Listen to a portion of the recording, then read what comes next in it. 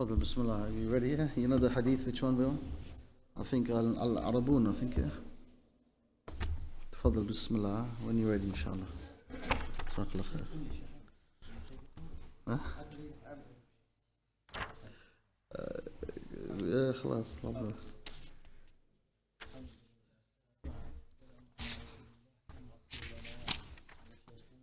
آمين.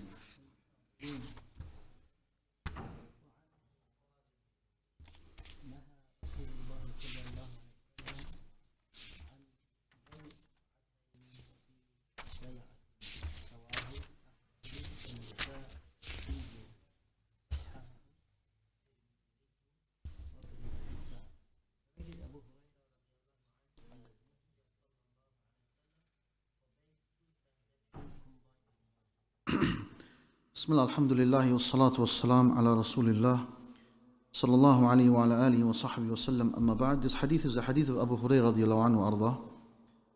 And as we spoke about in the past already, that they have differed about his name to 19 different opinions. And Ibn Hajar rahimahullah, he mentions this in his famous book called Taqrib al-Tahdhib.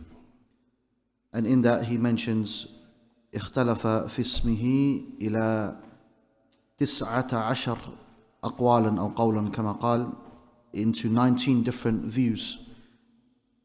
Some of them have said his name is Abdullah, but the correct view perhaps is Abdurrahman bin Sakhr radiallahu anhu arda. And is the famous Sahabi who used to be around kittens. This is why Abu Hurairah gives the more profound translation as the one who possessed kittens. Abu Hurairah doesn't mean he's the father of kittens, of course not, but in the sense that he is around these kittens and looking after them. Alhamdulillah. So Abu Hurairah radiallahu anhu arda, he narrates this hadith from the Prophet sallallahu alayhi wa alihi wa sahbihi wa sallam. And this hadith is a famous hadith of Bukhari in Muslim, and this hadith is absolutely authentic. No one can judge its authenticity. This hadith is absolutely authentic. And we spoke about already the hadith in Bukhari and Muslim is the most authentic book after the Quran. Sahih al-Bukhari is the most authentic book of the Quran. If we have a hadith that's in Bukhari and Muslim, we say this is the authentic hadith. Now, if we have differing between the scholars, between a mas'ala, like an issue, whatever it be, could be anything.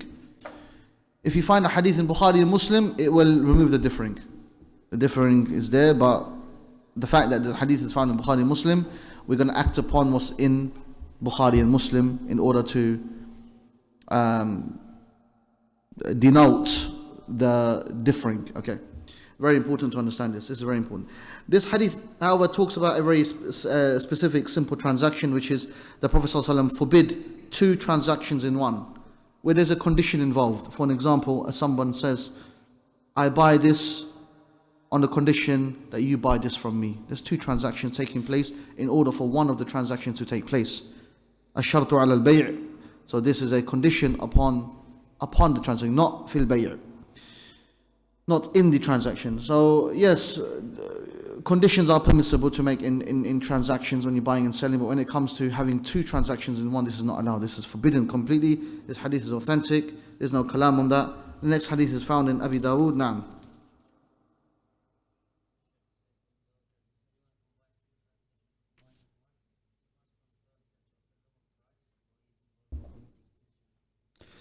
In other words, it's usury.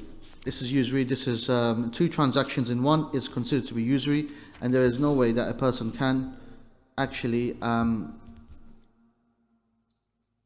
go ahead with this type of transaction.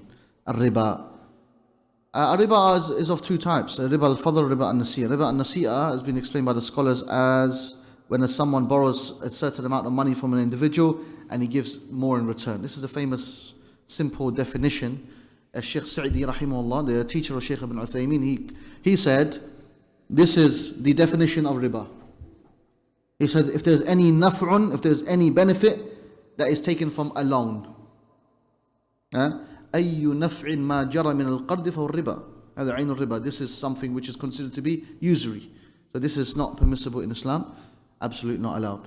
And the prohibition we find in Surah Al-Baqarah regarding Allah Ta'ala says, فَإِلَمْ تَفْعَلُوا فَأْذُنْ بِحَرْبٍ مِّنَ اللَّهِ وَرَسُولِهِ وَإِن تُبْتُمْ فَلَكُمْ رُؤُوسُ أَمْوَالِكُمْ لَا تَظْلِمُونَ وَلَا تُظْلَمُونَ. Where Allah Subhanahu wa Ta'ala says, if you don't, إِن لَمْ تَفْعَلُوا, i.e. if you don't stay away from riba, in other words, فَأْذَنُوا, declare, adhan, like adhan, فَأْذَنُوا, إِذَنُوا, declare this war with Allah and the Messenger sallallahu alaihi wasallam. Very serious matter. Usury is riba. But one thing to note is to also make tahqiq and understand, is the transaction I'm dealing with riba or not? Just by calling something interest doesn't necessarily come under usury. Yeah? If I sell you this and I say, brother, I'm getting 20% interest on this, what I meant by that was profits, doesn't make it haram, does not make the transaction impermissible. Interest, the word interest is used in different forms. That's the problem that we are living in society. We don't go by the Sharia, so then what happened? People mix these different words and they call it interest, some they call it APR, some they give these different names, percentage rise, some they call it this and that and the other. Researchers have mentioned a number of different names. So definitely, like for an example, when you're buying something on credit, everyone understand what I mean by here? You're buying something in what you call ajal in Arabic language. Ajal, which means in installments. The installment plan will be different to the cash upfront plan. Buying it today, all of it in cash. Buy the car for £3,000. There you go. You buy it upfront. But in installments, the price has differed to a certain percentage. They call that interest. That is not usury. That's halal. That's absolutely permissible. There's nothing to denote that this is impermissible. And this is the way. It's called bay'u taqseed. It's called the installment plan type of transaction, which should be different to the to the yearly contract. For example, those who buy insurance. And now insurance is a big question mark on insurance anyway. Okay, but we're not talking about that. But let's just say the monthly plan or the yearly. I believe the monthly plan or the yearly is all the same. Doesn't make a difference. Yes, if you do monthly, you'll be paying more, because they say there's a small amount of interest on it. The problem with the interest word is when there's inflation and you don't know when it comes up and when it comes down. That is a big problem. Islamically, that's not allowed, because that comes under the other rule, which is bay'u al-jihala, which is or bay'u al-gharar, rather, deceiving payments that come out of nowhere. Okay, where did this payment come from now? I have to pay for this now. Why? And because they say it's part of the contract that we will rise, or we'll do certain percentage marks up, this month or that month or whatever it be, and it's all ambiguity, jihala. The Prophet ﷺ, the hadith is naha an bay' al-gharar. He forbid the transaction of deceiving people. Likewise, when you're selling an item and you're saying about this item that there's a problem, but you're not but you're hiding a number of defects in it, that if the person had to find out, he would never have bought that. So this is also not permissible. Tadlis al-bay' and so on and so forth. So these are masail very important. So this is bay'atayn fi bay', again, same thing. Two transactions, one is not permissible. By one transaction, you complete the transaction, you walk away. Now some people probably say, yeah, but it's this a lot of restrictness. There are a lot of strict rules over here. Yeah, because Islam applies justice everywhere. It's just. Yeah, the rules are just, meaning they're fair. If we say that two are allowed, this is making it difficult on the person. Oh, I want to just buy this, but now I have to go and sell my thing to you as well. This is like extra. This is extra. The definition of bay' is what we said. We said mubadalatul mal bil mal. Bas. Wealth with wealth, not two wealths or adding numbers and 3 or 4 or so on and so forth. So this is very important to understand. Next hadith, فضل. وعن عمرو بن شعيب عن أبيه عن جدي قال قال رسول الله صلى الله عليه وسلم لا يحل سلف وبيع ولا شرطان في بيع ولا ربح ما لا يضمن ولا بيع ما ليس عندك. رواه الخمسة والصحة والترمذي وابن خزيمة والحاكم. نعم تفضل أخي.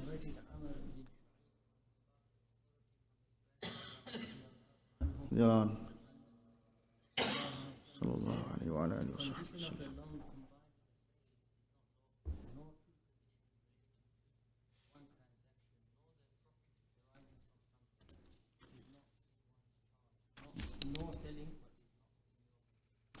The main lesson from this hadith is that you can't have two conditions in a transaction. And secondly, a person should not sell what they don't have. This is another mas'ala, which is very important to know in the transactions today with the amazing speed of AI, mashallah. But the problem with that is when you don't even have the item and you've sold it. This is a big problem. Or it's not yours, aslan. You're selling something, it's not even mine, I haven't even sold it, I haven't even bought it at all, but let me just sell it. The person has paid you the money completely, you've received it, and then you go and buy the item and sell it. This is not permissible. This is not permissible. But if someone comes to you, says to you, I want to buy such and such item, please can I buy this item? And you say, okay, I can get it for you. Or you can say, I can get this item for you, or I can find, it will take some days or something. You can hold the money and I'll give you the money back if it don't. These are things that you can say, yes, but the actual completion and the completion of the transaction and receiving the money cannot be done until you actually owe the item. Or you have permission. For example, I owe this. I say to you, sell it on my behalf. If you don't have my permission, you can't sell it. You sold it and you go, oh yeah, I sold it for you. Oh, I didn't want to sell that. But anyway, it's done. It doesn't matter. No. You have to get that back from the person. The transaction is a false transaction, is a bay'un fasid. This transaction is fasid, is corrupt, not allowed. هذا ما يجوز. ما ليس عند النبي صلى الله عليه وسلم لا تبيع ما ليس عندك. Don't sell what you don't have. If you sell what you don't have, this is not allowed. It's, in other words, in very simple terms, in simple words, stealing. It's like stealing. Well, let me just sell it to you. It's like stealing, and I use an analogy, but it's not stealing, because the definition of stealing is different in the Arabic language, as-sariqa. But the point I'm making is just an analogy to be made there. وأخرج في علوم الحديث من رواية أبي حنيفة عن عمرو المذكور بلفظ نهى عن بيع وشرط. Anyway, this is the same thing. We don't need to mention this. المهم, the hadith is sahih. This hadith that we just mentioned is authentic, and it's found in Tirmidhi والنسائي وابن ماجه وأحمد والحاكم والطبراني. So they're all authenticated the hadith, and this hadith is absolutely authentic. Next hadith. وعن رضي الله عنه قال نهى رسول الله صلى الله عليه وسلم عن بيع العربان رواه مالك قال بلغني عن عمرو بن شعيب به. نعم.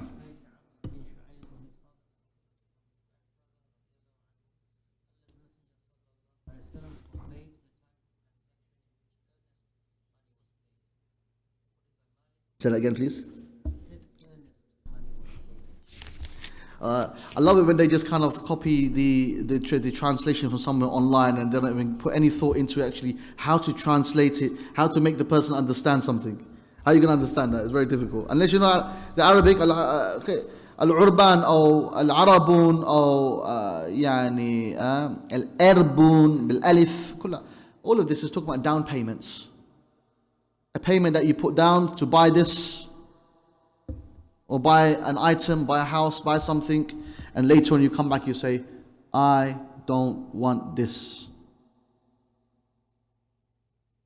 This hadith mentions it's forbidden that the person, basically in other words, the seller keeps that money, that deposit, in other words. Easier to say like that. The deposit is not returned. Yeah, what do you call it in your? Yeah. Is there any specific special name in the accounts department? Deposit. So this deposit that's given, it's non-refundable. Yeah, non-refundable deposits. Now the problem is this hadith. Just to touch upon something when it comes to the light of hadith, is that there are some discussions on the authenticity of this hadith. Because of the famous Ibn Lahiya'ata, some they say Lahi'a, the correct way to say is Lahiya'ata. Who can say that? I said it twice. Twice, you should have memorized it by now. Lahiya'ata, sorry. Al-Muhim, that's the way. It's he was the Qadi, the judge of Egypt, of Masr. He was a great scholar of hadith. But what happened? We spoke about a number of times. Well, you should have known his biography by now, in and out now. What? Now, تفضل أخي جود. Sorry. His library burnt down.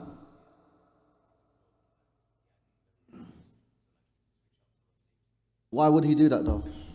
Because he used to always read from the paper. Yeah, he used to always read from the paper. So the narrations were good. He was a strong narrator, and whenever he would narrate from Abdullah, the famous Abdullahs, yeah, among them, he would narrate from them. He would say, "Khalas, Abdullah bin Mubarak, مثلا, he has said such and such." So whenever he narrates on the Abadila in Arabic, Abadila in English, Abdullahs with a. It's actually in principle, it's actually wrong to say Abdullahs because you have the name of Allah there and then you say Abdullahs. It's a problem, but you know what I mean. So the Abadila, this was before his library was burnt down. So whenever he would narrate authentic ahadith. But in this scenario, it wasn't the case. This was one of those ahadith that took place later on. And whenever he would always mix it up, and we call this maqloob. A riwayah asbahat maqloobatun. The narration became maqlooba, became. Like he would say Hussein bin Abdul Rahman, but it's actually Abdul Rahman bin Hussein. So Hussein bin Abdul Rahman, if you read Taqrib Tahdhib by Ibn Hajar, he's got like about, maybe I think if my memory is right, 10, 15 of them. Which one are you talking about? So the whole riwayah now is mashkook, is all doubtful. You can't accept that narration. Unless there's another pathway now, we can try to look for another pathway. Yeah. If I said something, yeah, I'm mashkook anyway, I'm doubtful anyway when it comes to knowledge, Allah al-Musta'an. So what happens is that you narrated from me, but then you have another shaykh, a big shaykh, mashallah, he comes and he gives a hadith, alhamdulillah, you take from him. So you got another pathway, just from you yourself. Okay, and sometimes there's other students who have taken from other shaykhs the same narration. So if we can find the same narration from authentic hadith where there's been no issues, then we call that a different pathway of hadith, and that pathway is authentic. And it strengthened Abdullah bin Lahi'a. Problem with this one, we can't do that here. Okay? You with me, brothers? Am I confusing you? If I am, tell me, I can explain it in a different way. Has anyone done osmosis? Ahmed. Explain it like that, yeah? Explain it like how water is gone into. Anyway, I'm joking. Yeah, Tafadhal? Yeah, that's another one. Absolutely. And there you are. That's another issue that we have. But the other issue that we have is that Al-Azdi and is that he says it's weak. And then we have the riwayah of Al-Bayhaqi, Mursal, on the authority of Zayd ibn Aslam, and he said weak with irsal. Not to go into too many details, but this hadith is weak. However, can we still say that it's permissible to put down a down payment, and if you don't want to buy that item, you return back, and then you don't get your money back? Yeah? Can we say this? Yes or no? And if you can, tell me your proofs. Yeah. So, can you? Huh? So, say it again. Yeah. So, you can't? Okay, yeah. There's uncertainty in the transaction. Good. What else? Anything else? No? Sorry?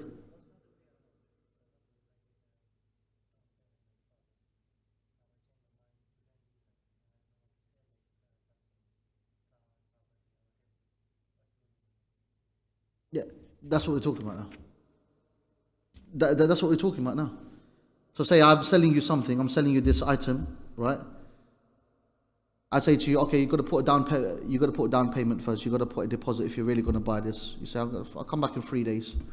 I'll see. Most likely I'm going to buy this, but you got to put a deposit, because if I give it to you, well, it's my loss, isn't it? In a sense, I'm not going to get the customers who are coming to me within these days, and I'm probably going to lose out. Yeah. So I'm taking that £100 deposit from you, okay? But suddenly you come within that period of time that we agreed upon. You say, brother, I don't really want this. I say, you can't get the deposit back.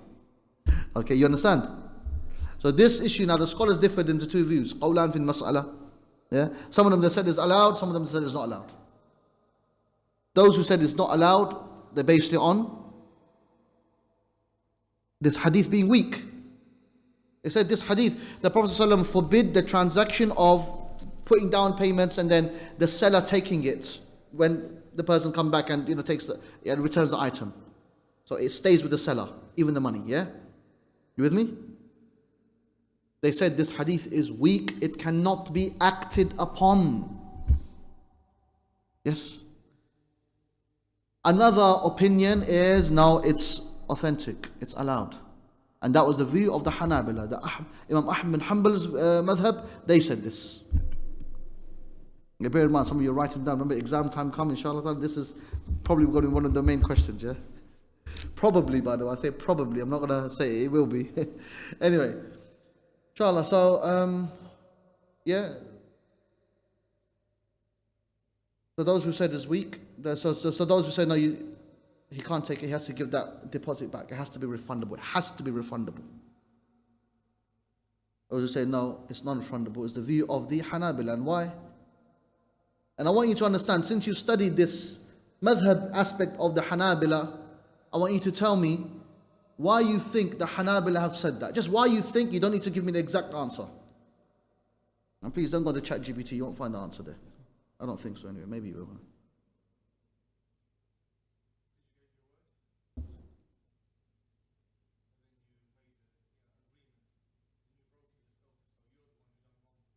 That's a good justification. What else? Anything else? According to the Hanabila's views, usually they bring a view because based on, I'll give you all the clues now.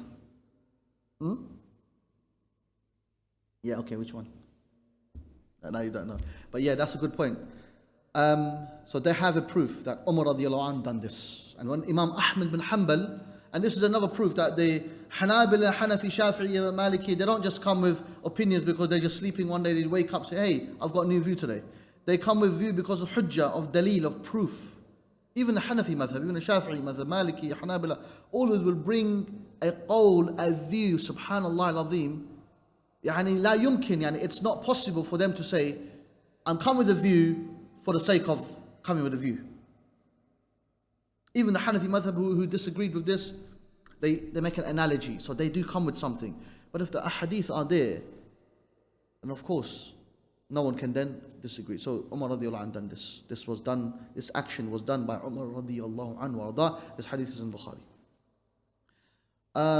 So when you find now there's ikhtilaf between the ulama, we said earlier on we say, you go to the ahadith of Bukhari and Muslim, وانظر في هذه الأحاديث. Have a look at these ahadith in Bukhari and Muslim. This is why, as a student of knowledge, you should read Sahih al-Bukhari. In there, the chapters talk about the fiqhi masail. And someone says, well, I want to follow a specific madhab. No problem, you can still do that. No one's stopping you. But the ahadith will make you understand what you need to do. Yeah? If you ask an average person who says, I'm following the Shafi'i madhab or the Maliki or any madhab, tell me from beginning to end all the masail of the madhab, he is unable to mention them. It's not called studying a madhab, it's called just following a madhab, and just so that you don't kind of, alter it and so on and so forth. But the reality of the matter is, this issue goes back to the hadith of Umar radiallahu anh, and therefore that's why Imam Ahmad said it's authentic, even if the hadith is weak. And he gave another justification. You know the famous hadith of, and I put it over here, regarding, he gave a second justification. Remember this for your exam notes, inshallah. And that is, he mentioned the hadith of Ibn Mas'ud, من اشترى شاة فردها فليرد معها صاعا في رواية من تمر. That if a person bought a sheep, returned it to the owner, I don't want it anymore, he should return it with a sa'. A sa', we said, are 4 amdad, are like 4 of these, 4 handfuls, 1 sa' of dates. Now some scholars talk more on this, and we're going to go forever if you want, but this is specific, this is khas for the shat, and this hadith is khas. Lakin, anyway, Imam Ahmad bin Hanbal rahimahullah justifies it, and he goes, look, there is this aspect of returning an item with something. So analogy can be brought with that as well. But he didn't need to do that because the hadith of Umar radiallahu anh is enough. the fi'l of the Sahaba. When you have ikhtilaf, when you have khilaf between the scholars and they're saying such and such, you go and look at the fi'l of the Sahaba radiallahu anhum, and that's where it ends the debates. Yeah. So Umar radiallahu anhu has done this, so this is permissible according to the Hanabila. Well, according to Umar radiallahu anhu, before Hanabila, way before. Umar radiallahu anhu, Sahabi of the Prophet sallallahu alaihi wasallam, and that hadith is in Bukhari. Now, so that ends that discussion of that downward payment is permissible if a person has to do that, and this is the qawl al-rajih, the authentic view, according to what the scholars have actually mentioned over here. And there is khilaf. This mas'ala is a khilafi mas'ala, and some will come with other things and aspects. We will definitely say it is perhaps a good practice to make it easy upon your customers, as Allah said, وَإِن كَانَ ذُو عُسْرَةٍ فَنَظِرَةٌ إِلَى مَيْسَرَةٍ. If your customer comes with difficulty, what do you do? نَظِرَ إِلَى مَيْسَرَةٍ. You delay it to okay, khalas, you can't pay me today, pay me next month, no problem. You with me? You try and make it easy upon the people, and the rule here is to at-taysir ala nas, to make it easy upon the people. And then Allah Ta'ala said, وَأَن تَصَدَّقُوا خَيْرٌ لَكُمْ إِن كُنتُمْ تَعْلَمُونَ. If you give sadaqah, it's better for you if you knew. وَصَدَقَ أَفْضَلْ لَا شَكْ. Yani if you say, khalas, I'll let you off. You put this down payment down, you know, tafaddal akhi. No, you can return it. But we did agree on that. The down payment, it's non-refundable. These agreements must be very, very clear cut. If these agreements are not going to be clear cut from the beginning, هذه مشكلة. الموافقة في البيع يعني في البيع. There must be a reciprocal agreement, a two-way agreement. It can't be one-way thing. And say, well, you know, I thought you understood what I said. No. There's a problem. A lot of today, as I say, a lot of times, I'm a bit harsh when I say this. Sorry about this, but we've put culture before Islam. Yeah, looking like Muslims doesn't mean that you are practicing as a Muslim, does it? You know, looking like Muslims doesn't necessarily mean that you are a proper pious individual. You practice Islam, look after people, you know, be there for the individuals, be it Muslims or non-Muslims, be it any color, whoever their people are. Always, this is Islam, pure Islam. Yeah, so we got to kind of also in our buying and selling. Because buying and selling, everybody is involved. None of you can say, I don't buy and sell. Whether it be online, whether it be digital, anything. Yeah? There must be a muwafaqah, there must be agreements, there must be understanding. We have to understand what Islam says before we understand what the man-made rules and laws are. No. This is important. Next hadith we'll touch upon inshallah ta'ala. And that is وعن ابن عمر رضي الله عنهما قال ابتعت زيتا في السوق فلما استوجبته لقيني رجل فأعطاني به ربحا حسنا فردت أن أضرب على يد الرجل فأخذ رجل من خلفي بذراعي فالتفت فإذا هو زيد بن ثابت فقال لا تبيع حيث ابتعته حتى تحوزه إلى رحلك فإن رسول الله صلى الله عليه وسلم نهى أن تباع السلع حيث تبتاع حتى يحوزها التجار إلى رحالهم.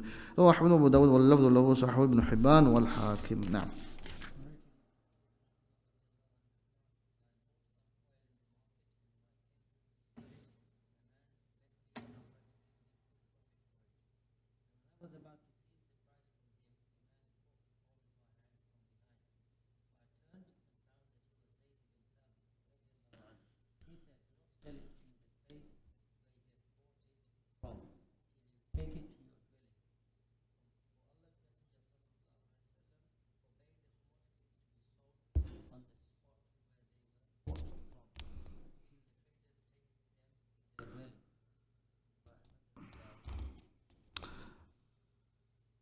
Yeah, okay, this mas'ala again is a famous mas'ala regarding al-qabd, al-taqabud.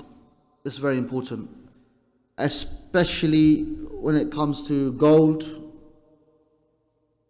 Yeah, gold for gold, you know the hadith, الذهب بالذهب والفضة بالفضة والشعير بالشعير. هكذا الحديث كما قال عليه الصلاة والسلام. يعني even if they differ, if these asnaf are different, like if a person had to sell silver for gold or something. فَبِيعُوا مَا شِئْتُمْ. Sell as you like. إِذَا كَانَ يَدًا بِيَدٍ. If it's done hand for hand. Yeah? Always. These transactions is very, very important. There must be a qabd. There must be a receiver, a giver. Yeah, there must be both ways. Okay? It can't be, I sell you some gold today, for an example. I sell you some gold today. You give me the money, I'll bring it to you tomorrow. Not allowed. This transaction is not allowed. Anyone says it's allowed? No way. Why? Because there's ta'khir in the receiving. This is how Allah subhanahu wa ta'ala, because the gold price changes. The prices have changed and so on and so forth. So to be just, matter of ta'abbudiyya as well as scholars they say, the Malikiyya and others they say, ta'abbudi, which is very important, which is a matter of worship. Just like the other mas'ala we spoke about a long time ago in Tahara, you wake up from sleep, you wash your hands 3 times before you put it into a vessel. Now today you're not using a vessel, right? To make wudu usually. We use a sink and the water goes and it comes, so it's all, so you just put the tap on and that's it. But still the scholars they say, the Maliki especially, they say ta'abbudi, you do it out of a matter of worship because it's been ordered. We've been ordered to do it. We've been ordered to wash our hands 3 times, so you wash your hands 3 times, you woke up from sleep, you wash your hands 3 times, and then you start your wudu. This is the sunnah. إذا استيقظ أحدكم من نومه فليغسل يديه قبل أن يدخل في الإناء 3. Hadith is clear, sahih. So just like this mas'ala as well. Taqabud, receiving, giving. It's a matter of ta'abbudi, and this is very important. Wherever it comes in the illah, it comes in my justification, or I'm able to justify it, or I can't justify it. Or I can say to you, yes, it makes sense or not. It doesn't have to make sense for me. هذا خلاص. Al-awamir wa nawahi. This is from Allah subhanahu wa ta'ala. These are the orders from Allah subhanahu wa ta'ala. Okay? So this is very important to understand. When you buy the Prophet like this, he said, إِذَا اشْتَرَيْتَ شَيْئًا. If you sold something, don't sell it حَتَّى تَقْبِضَهُ, until you have taken it in your possession. Al-qabd also means it's in your possession. Now some things you might not receive it. Like for example, I say to you, okay, I'm going to sell you 3,000 tamar dates. You take it, you take that kind of thing, but you probably haven't even opened these 3 other boxes. I mean, mashaqqa alayk, you're going to open all the boxes. I want to see, I want to make sure. La shak, obviously you should see what you buy, you should know what you buy, there should be no ambiguity, but there isn't ambiguity in this because there are boxes of tamar, the brother's given to you, you've bought it, khalas. But there needs to be, I've received it, it's mine. Yeah? And sometimes some scholars they say that it should be through lafdhan, through words. Bi'tuka, I've sold it to you. Qabiltu, I've accepted it. Just like in nikah. Yeah? When it comes to marriage, you say, I accept, khalas. Huh? Don't say it now, yeah? Yeah, so this is very important. Some scholars they say, urfan, what's the customs of the people? The customs of the people is, if you're buying this, you don't need to say lafdhan, say, I'm selling it to you, I bought it. No, you don't say it. Yeah, urf. You get the money, once you've put it into your possession, walked away, customly, it's considered that transaction is complete. You can't now come back after 2-3 minutes, I was just joking. Customly it's done. This is the custom, transaction is complete, you can't. Because now there's lying going on, there's all sorts of little things that are happening. The Sharia stops all these false things that are taking place to happen, okay? Well, this is the hadith, very clear in its meaning, in its understanding, and that's it. Next hadith, and we'll probably kind of stop on that hadith inshallah for today, bi'idhnillah al-azim. The hadith عنه رضي الله عنه قال قلنا يا رسول الله إني أبيع الإبل بالبقيع فأبيع بالدنانير وآخذ الدراهم وأبيع بالدراهم وآخذ الدنانير آخذ هذا من هذا وأعطي هذا من هذا فقال رسول الله صلى الله عليه وسلم لا بأس أن تأخذها بسعر يومها ما لم تفترقا وبينكما شيء رواه الخمسة وصححه الحاكم.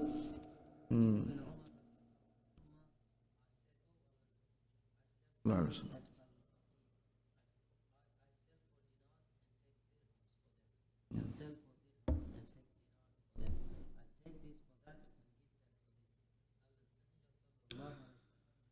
wasallam.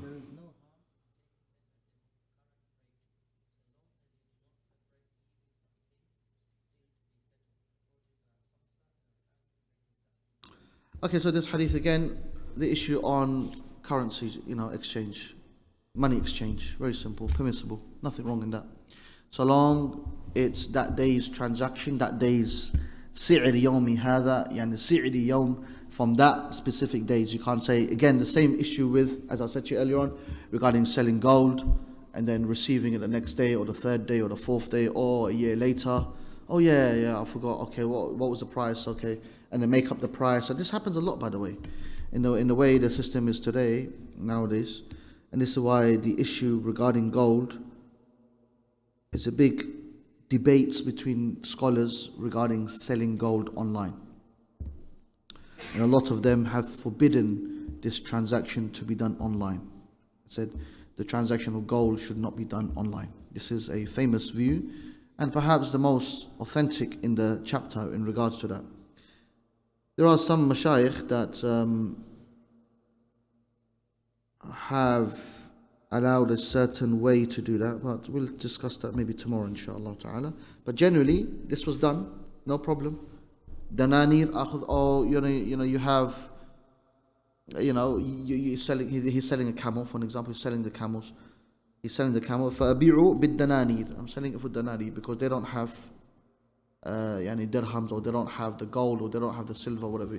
By the way, dirham and dananir is that dirham is used for the gold and dananir was used for silver, as in the how you work it out, the working out. So that's what it was. So this is cash. This is clear cash, given cash for products, permissible.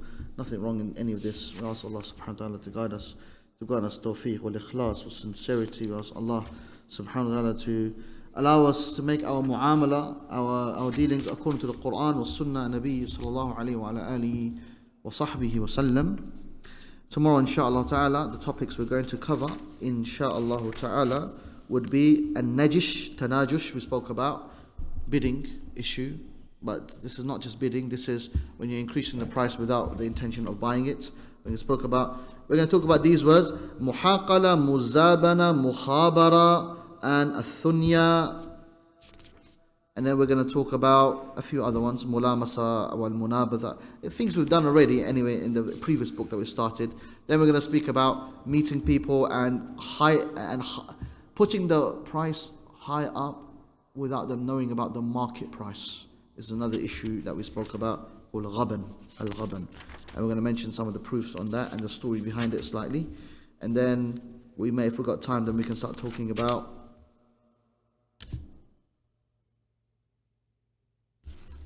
some of the other masail which are linked with it. Alhamdulillah, we're going in very speed, like really, really fast. Bear in mind, you'll be tested on this, inshallah.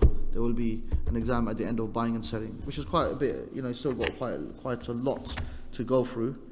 But inshallah, definitely there's going to be an exam that's going to be put in place, inshallah. It's going to be a little bit harder than the last one, yeah. Inshallah, it'll be easy. Inshallah, for you guys it'll be really easy. But today's mas'ala, remember that regarding the down payment. So bear that in mind, inshallah, just for us to remember and revise and memorize, inshallah. Tafadhal, Akhi Ahmed.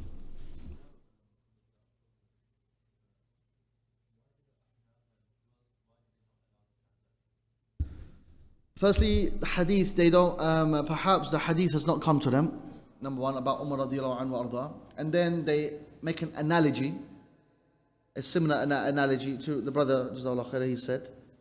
So, analogies are perfect to make, that why this down payment should not be accepted like this, where the seller takes it on return of the item. It's a good analogy to make, but when you have a proof of hadith, then the analogy will not be accepted. As-San'ani rahimullah wrote a whole research on that area, As-Subul Salam, in Subul Salam. You can research it. It's on Subul Salam. Yeah, in the hadith explained, inshallah.